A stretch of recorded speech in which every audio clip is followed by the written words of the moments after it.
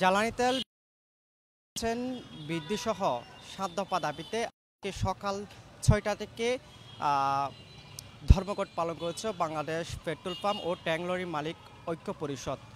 কিন্তু আমরা একটু আগে একটু খবর পেয়েছি এই ধর্মঘটটা ১২টার পরই প্রত্যাহার করা হয়েছে। আমরা এই মুহূর্তে রয়েছে কক্সবাজার যে ভোলাবাবুর যে পেট্রোল পাম্প বলা হয় সেখানে। আমরা প্রথমে এখানকার একটু অবস্থা দেখানো চাই। আপনারা নিশ্চয়ই দেখতে পাচ্ছেন অনেকটা হাহাকার অবস্থা এখানে। প্রতিদিনকার মতো যে ব্যস্তময় এই পেট্রোল পাম্প থাকতো সেই অবস্থা আমরা এখনও দেখছি না। কেননা আমরা যে বিষয়টা আসলে জানতে পেরেছি গতকালকে একটা বিবৃতি দিয়েছিল বাংলাদেশ পেট্রোল পাম্প ও ট্যাঙ্ক লরি মালিক ঐক্য পরিষদের পক্ষ থেকে।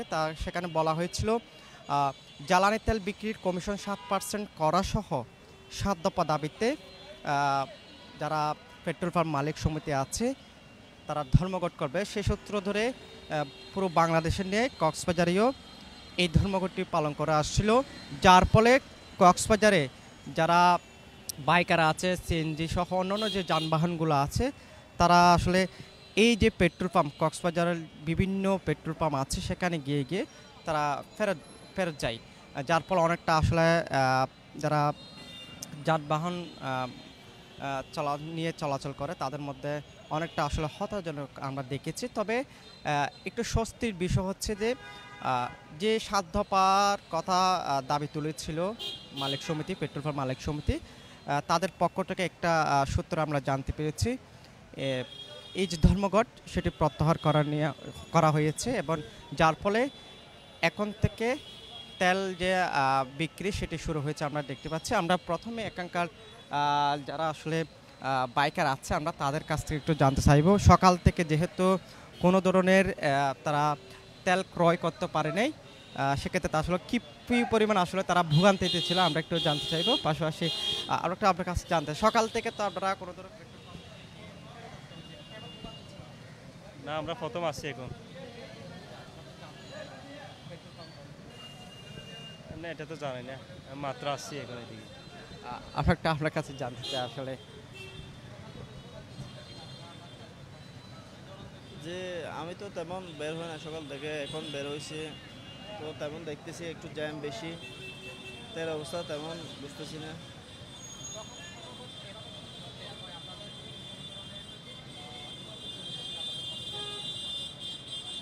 হ্যাঁ সেটা তো ঠিক। আমরা আপনার সাথে একটু কথা বলতে চাই।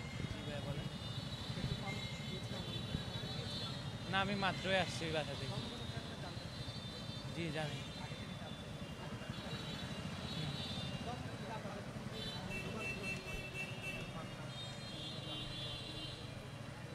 আসলে তেল তো আমি প্রতিদিনই করি, প্রতিদিন গাড়ির মধ্যে ফুল করে রাখি, আর আসি এই আর কি।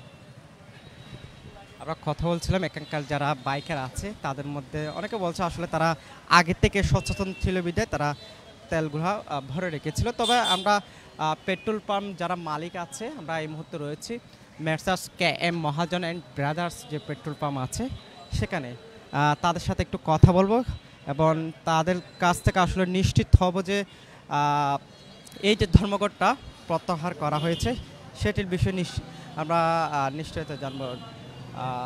রাহান রাহান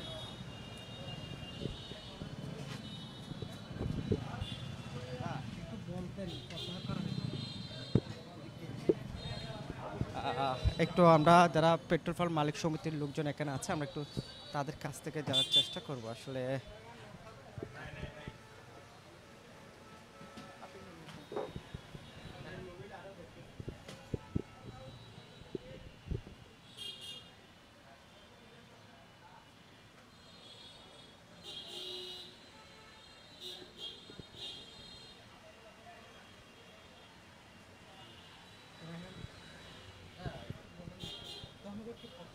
জানি না এগুলো।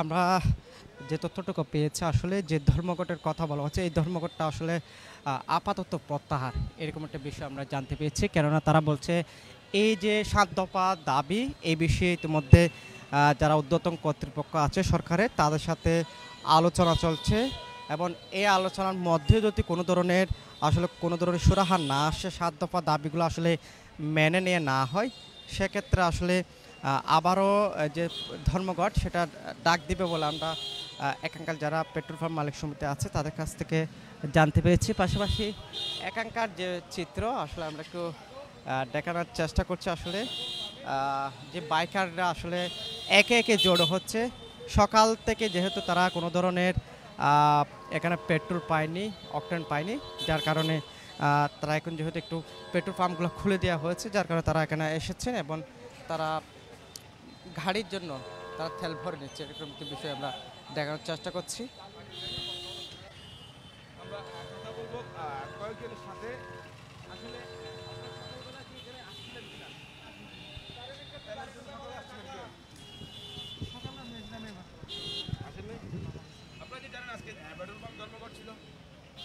না, আমার আসলে জানা ছিল না। এই যে আসলে ধর্মঘটটা এই বিষয়ে অনেক যারা বাইকার কিংবা অন্যান্য যে যানবাহন চলাচলকারী আছে তারা অনেকে জানে না যে ধর্মঘট ছিল, আবার অনেকে জানে। তারা বলছে যে এই ধর্মঘটের আগেভাগে যে ধর্মঘট দেওয়া হয়েছে তার জন্য তারা আগেভাগে তেলটা ভরে নিয়েছিল। কিছু বলে না যে এখানে দড়ি ছিল আর ঢুকি নাই।